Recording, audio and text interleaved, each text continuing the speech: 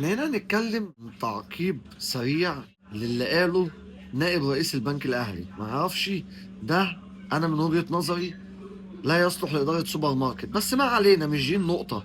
هنتكلم وهنرد في الحتة اللي تخصنا لفريقنا اللي هو فخر للرياضة الأفريقية وفخر أفريقيا وفخر مصر الأول وفخر العرب. النادي الأهلي العظيم اللي ما ينفعش أي حد يتكلم عليه وإحنا نعديله الكلام كده.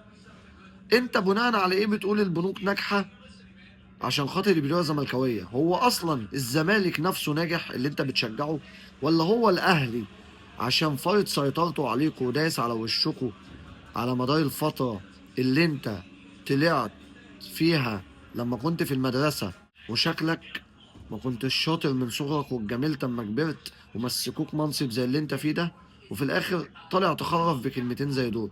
الاهلي عامل لكم عقده كده جامده، واخرهم السوبر المصري، وقبلها في الدوري، وقبلها في السنين اللي فاتوا من وانت لسه عيل صغير لغايه اما كبرت وطلعت تخاطرف بالكلمتين دول. والاهلي عامل لكم خرم في طبقه الاوزون، بس الاهلي هيفضل كابوسكم الازلي اللي هترددوا اسمه حتى وانتوا في المنام. ما عطلكش يا بتاع البنك الاهلي، يا ناجح زي فريقك بالظبط. سلام.